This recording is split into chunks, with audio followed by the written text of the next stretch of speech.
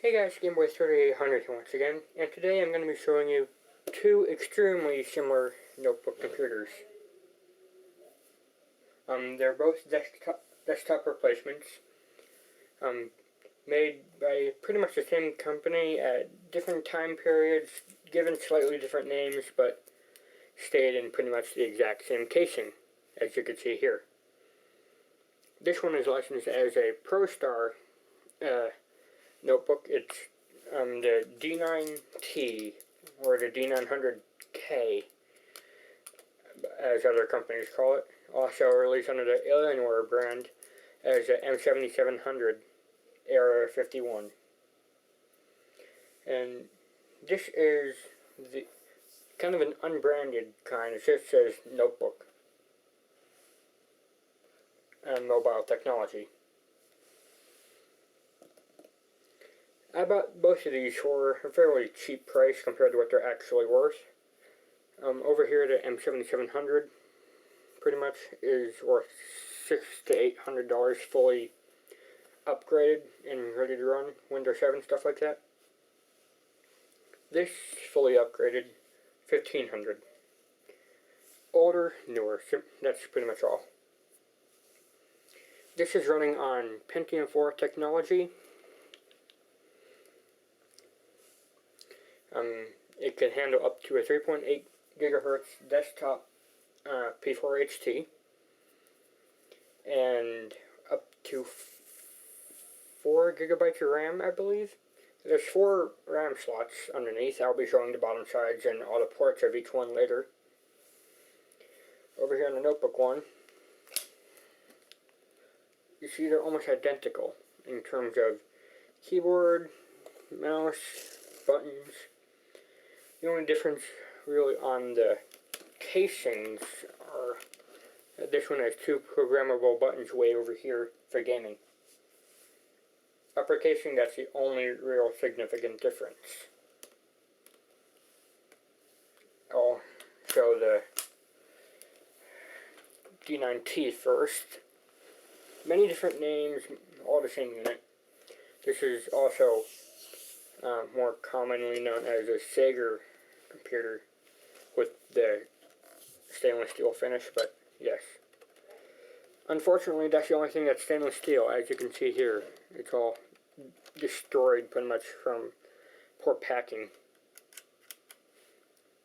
The video card's actually under here. It has its own little fan. Here you'd have a PCMCIA card and a lot of media cards, but you can't really see it because of the smashed casing. I need to get a new bottom casing anyway, so I'll just do that on my own time. You have audio jacks here, 2 FireWire ports, 4 USBs, and S-video output. This thing is just full of ports. On the back you have S-video input and video input. Yep. LAN, dial-up, DVI, printer, serial power. And over here, you actually have 2 sockets, or 2 spaces for 2 DVD drives. This is a DVD-RW. And empty casing underneath to have another CD drive in it. On the front you have your little display area that shows the time and when the unit's actually powered off, and with a good battery, you can use it to play any music CD you have, because the speakers on this are really good. I had a M7700 Alienware, and they were extraordinary for the time being. Yes, they were extraordinary. It was one of the first notebooks that have a subwoofer built in.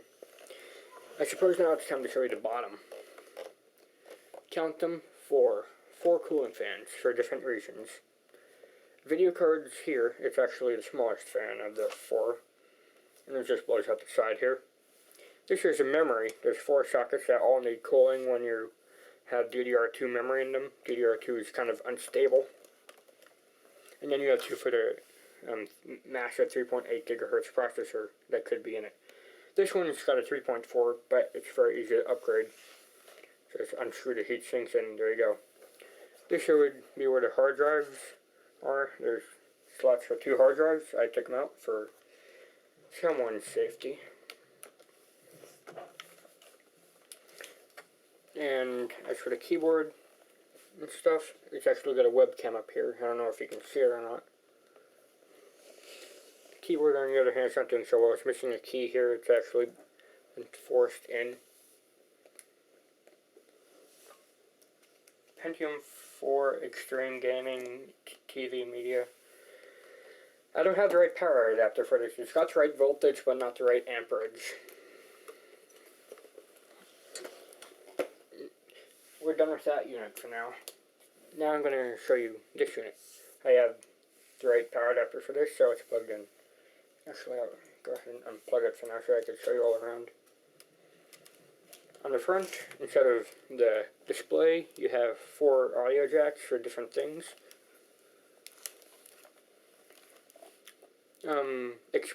PC Express card. You have a single SD card slot here instead of all the older options. DVD RW here, 1 FireWire. LAN phone, TV stuff, S-video in, TV, VGA out. S-video out, DVI out, power, and then on this side you just have four USB slots.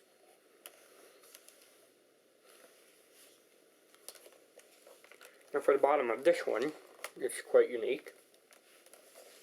The whole rear end is cooling, in case you didn't notice. 1, 2, 3 fans installed. This is spaced so that you could add actually a second video card. Yes, it's already got one in. The second one will be added eventually. I've already cleaned this whole section out. This whole back thing just lifts up after you unscrew it, and you get access to everything underneath. And this unit has a Core 2 Extreme 3 GHz desktop processor in it. And the unique thing about this is that you can easily upgrade it to a quad core, which is what I actually am doing. And I'll show you how to add the video card and a new processor at the same time.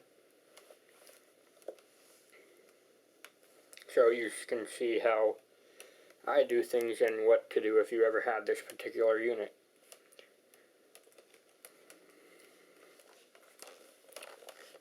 Under this cover here is where 2 hard drive sockets, well, things are. No caddy, I ordered that already. But 2 SATA hard drives can fit in there. Under the battery here, there's another caddy and stuff for a hard drive that I wish I had known of sooner.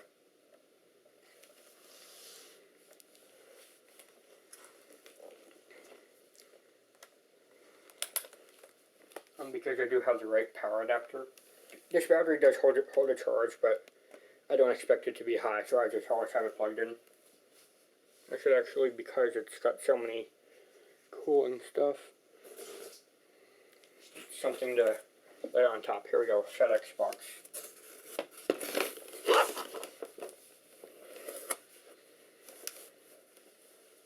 Here we go.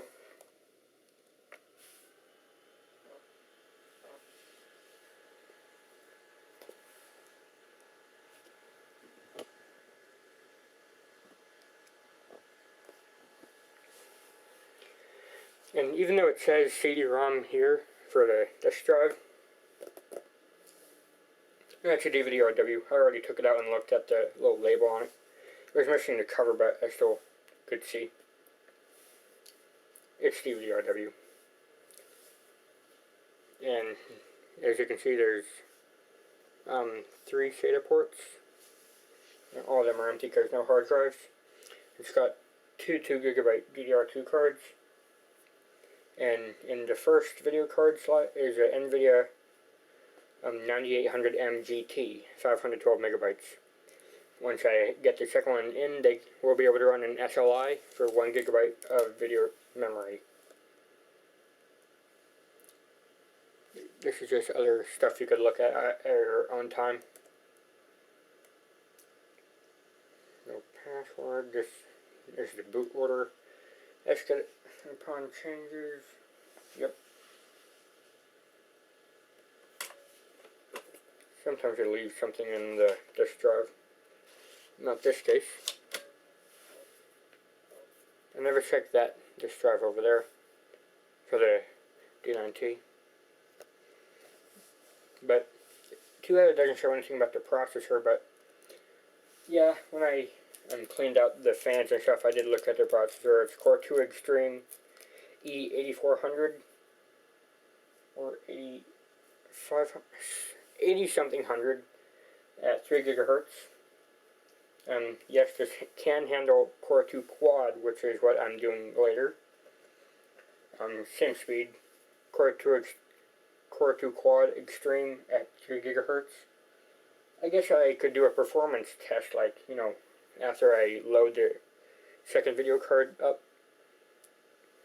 Well, things first, I need to get the hard drive in and all that, then do a performance test, like with Windows 7, the Experience Index, or with 7-Zip's little benchmarking tool it has,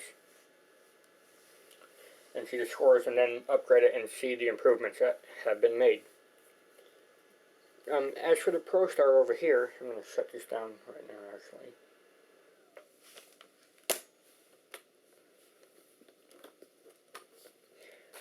As I said before, I have the right voltage, but not the right amperage. And it doesn't charge or anything. Interestingly enough, they take the same battery.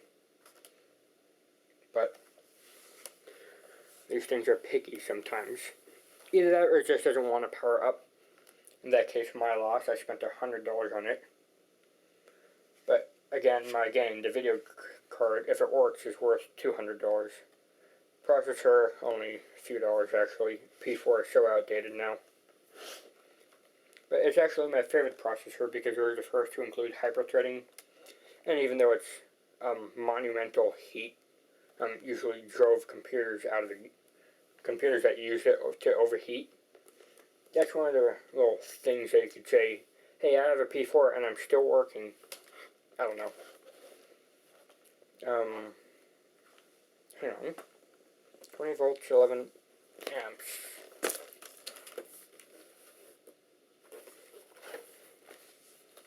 Volts, 11 amps. They both take the same. This power adapter, 20 volts, 8 amps. I don't know. So it just seems that the M7700 one is not wanting to power up. I'll probably need to completely open it up. Well, I'm going to have to do that anyways to repair the bottom casing. But while I'm doing that, I could also see if there's something unplugged or if there's a problem with the motherboard. When I opened it up to clean the fans and all, they were very dusty. So if it overheated, that's no good. There's also a lot of dust in the video card vent. I hope it didn't overheat that too, because then this would just be a complete, total waste of money. I don't have another M7700 unit to test the video card with. I suppose I'm going to have to in order to test the parts and resell them. But, yeah. I lost money there, but if I were to resell this once it's completely, fully upgraded, that's a monumental $1,200, $1,300 profit. But the thing is, I don't know if I'm going to. I love this unit so much. That's the problem with me. I keep stuff that I should really sell. I'm not using them. I'm not going to use them, but I just want them. It's kind of like getting your first, true coin, and then you realize it's worth a fortune. You've grown attached to it.